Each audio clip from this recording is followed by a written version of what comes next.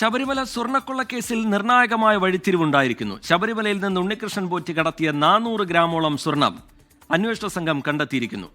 ബെല്ലാരിയിലെ സ്വർണ്ണ വ്യാപാരി ഗോവർദ്ധന് വിറ്റ സ്വർണമാണ് SIT കണ്ടെത്തിയത്. സ്വർണ്ണപ്പാളി പോയ റൂട്ട് മാപ്പ് തയ്യാറാക്കിയുള്ള തെളിവെടുപ്പിലാണ് മോഷണം മുതൽ കണ്ടെത്താൻ കഴിഞ്ഞിരിക്കുന്നത്. 2019 ജൂലൈ 20 ശബരിമല ശ്രീകോവിലെ ദ്വാരപാലക ശില്പങ്ങളിൽ നിന്ന് ഇളക്കി മാറ്റിയ സ്വർണ്ണപ്പാളികൾ ഉണ്ണികൃഷ്ണൻ പോറ്റിയുടെ സുഹൃത്ത് അനന്ത സുബ്രഹ്മണ്യമാണ് കൈപ്പറ്റിയത്. അനന്ത സുബ്രഹ്മണ്യത്തെ SIT ചോദ്യം ചെയ്തിരുന്നു. ചെന്നൈയിൽ അറ്റകുറ്റപ്പണിക്കെന്ന് പറഞ്ഞാണ് സ്വർണ്ണപ്പാളികൾ കൈമാറിയിരുന്നത് എങ്കിലും അനന്ത സുബ്രഹ്മണ്യം നേരെ അത് കൊണ്ടുപോയത് ഹൈദരാബാദ് സ്വദേശി നാഗേഷിന്റെ അടുത്തേക്കാണ്. ഏറെ ദിവസം നാഗേഷ് സ്വർണ്ണപ്പാളികൾ സൂക്ഷിച്ചത് എന്തിന് എന്നുള്ള ചോദ്യം ദുരൂഹമായി ഇപ്പോഴും തുടരുന്നുണ്ട്. പാളികൾ അറ്റകുറ്റപ്പണിക്കായി ചെന്നൈ സ്മാർട്ട് ക്രിയേഷൻസിലെത്തിയത് 39 ദിവസങ്ങൾക്ക് ശേഷമാണ്. ആ 39 ദിവസങ്ങൾക്കിടയിൽ എന്ത് സംഭവിച്ചു എന്നുള്ളതും ഈ കേസുമായി ബന്ധപ്പെട്ടുള്ള പ്രധാന ചോദ്യമാണ്. 2019 ഓഗസ്റ്റ് 29 ഉണ്ണികൃഷ്ണൻ പോറ്റി എത്തിച്ചത് ചെമ്പ് പാളി എന്നാണ് സ്മാർട്ട് ക്രിയേഷൻ CEO നേരത്തെ പറഞ്ഞതെങ്കിലും സ്വർണം വേർതിരിച്ചത് ഇവിടെ വെച്ചാണെന്ന് SIT കണ്ടെത്തിയിരിക്കുകയാണ്.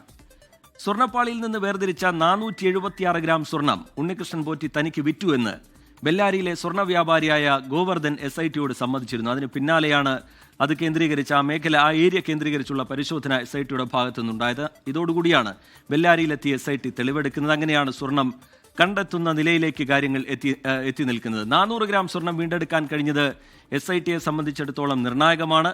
ഈ കേസിന്റെ അന്വേഷണത്തെ സംബന്ധിച്ചിടത്തോളം നിർണായകമാണ്. കോടതിയിൽ കേസിന് കൂടുതൽ ബലം കിട്ടാൻ പോകുന്നു. ഉണ്ണികൃഷ്ണൻ പോറ്റിയുടെ ബംഗളൂരുവിലെ സുഹൃത്ത് കൽപേഷിനുൾപ്പെടെ സ്വർണ്ണക്കൊള്ളയിലുള്ള പങ്ക് ഇനി തെളിയാനുണ്ട്.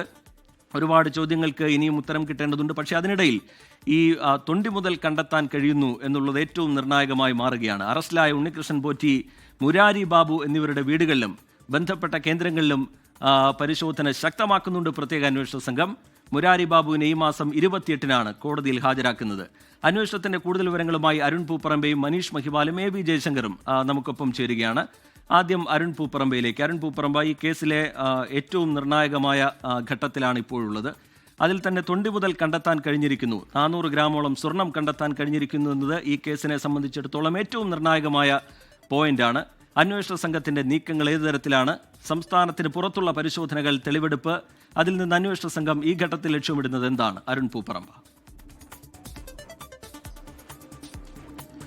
റിജിത്ത് തീർച്ചയായും സൂചിപ്പിച്ചതുപോലെ തന്നെ ഉണ്ണികൃഷ്ണൻ പോറ്റി ശബരിമലയിൽ നിന്നും തട്ടിയെടുത്ത അല്ലെങ്കിൽ കടത്തിക്കൊണ്ടുവന്ന സ്വർണം അതെവിടെയാണ് എന്നതായിരുന്നു അവശേഷിച്ചിരുന്ന ചോദ്യം. അല്ലെങ്കിൽ അന്വേഷണ സംഘത്തിന്റെ മുമ്പിൽ അവശേഷിച്ചിരുന്ന ഒരു പ്രതിസന്ധി അതായിരുന്നു. അതിൽ ആ ഘട്ടം കഴിയാൻ അന്വേഷണ സംഘത്തിന് സാധിച്ചു എന്നതാണ് ഏറ്റവും പ്രധാനപ്പെട്ട കാര്യം.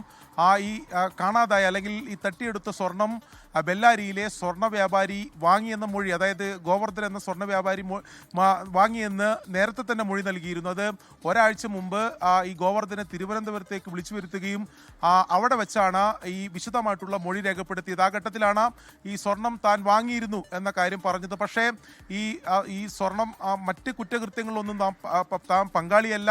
ഉണ്ണികൃഷ്ണൻ പോറ്റിയുമായി ഈ ബംഗളൂരുവിലെ അയ്യപ്പ ക്ഷേത്രത്തിൽ വെച്ചുള്ള ബന്ധം മാത്രമാണെന്നാണ് ഗോവർദ്ധൻ പറഞ്ഞത്. അതായിരുന്നു അന്വേഷണ സംഘത്തിന് ലഭിച്ച ഏറ്റവും പ്രധാനപ്പെട്ട ലീഡ്.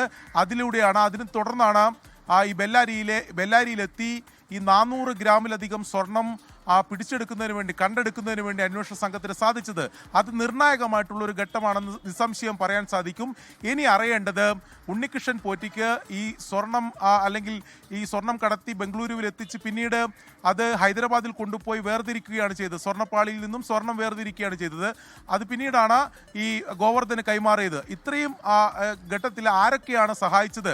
ഉണ്ണികൃഷ്ണൻ പോറ്റിയുടെ സഹായികൾ ആരൊക്കെയാണ്? ഈ ഗോവർദ്ധൻ തന്നെ പറഞ്ഞിട്ടുള്ള മൊഴി അത് പൂർണ്ണമായും അന്വേഷണ സംഘം വിശ്വാസത്തിലെടുത്തിട്ടില്ല. തനിക്ക് മറ്റൊരു ബന്ധവും ഉണ്ണികൃഷ്ണൻ പോറ്റിയുമായി ഇല്ല, ഈ കുറ്റകൃത്യത്തിൽ ഇടപെട്ടിട്ടില്ല. ഉണ്ണികൃഷ്ണൻ പോറ്റിയെ നേരത്തെ പരിചയമുണ്ട്. പിന്നീട് ഈ ശ്രീകോവിലിൻ്റെ അതിൽ സ്വർണം പൂശുന്നതിന് വേണ്ടി തന്നോട് ആവശ്യപ്പെട്ടിരുന്നു. അത് അയ്യപ്പ ഭക്തി മനസ്സിലുള്ളത് കൊണ്ട് താൻ അത് സമ്മതിക്കുകയും അത് കാര്യം ചെയ്തു കൊടുക്കുകയും ചെയ്തു എന്ന കാര്യം പറഞ്ഞിട്ടുണ്ട്. അതിനപ്പുറത്തേക്ക് ഈ ദ്വാരപാലക ശില്പത്തിലെ സ്വർണ്ണപ്പാളിയുമായി ബന്ധപ്പെട്ട് തനിക്ക് ഒരു ബന്ധവുമില്ല എന്നതാണ് ഗോവർദ്ധൻ പറഞ്ഞത്, ബെല്ലാരിയിലെ സ്വർണ്ണ വ്യാപാരി. പക്ഷെ അത് പൂർണ്ണമായും വിശ്വാസത്തിലെടുത്തിട്ടില്ല, അതിൽ പരിശോധന വേണം. മറ്റൊന്ന്, ഇതിൻ്റെ ഗൂഢാലോചന നടന്നിട്ടുള്ളത് ബംഗളൂരുവിലാണ്. ഇതിൽ നേരത്തെ തന്നെ ഈ ചില സഹായികൾ, അത് അവർ സ്പോൺസർമാർ ഒക്കെയാണ് പറഞ്ഞത്. അതിൽ നാഗേഷ് എന്ന് പറയുന്ന വിശദാംശങ്ങൾ പങ്കുവെക്കുകയായിരുന്നു. ലോകത്തെവിടെയായാലും ഏത് സമയത്തും 24 വാർത്തകളും ഓഗ്മെന്റഡ് റിയാലിറ്റി പാക്കേജുകളും എക്സ്പ്ലെയിനറുകളും വിശദമായി കാണാൻ ഞങ്ങളുടെ യൂട്യൂബ് ചാനൽ നിങ്ങൾക്ക് സബ്സ്ക്രൈബ് ചെയ്യാം.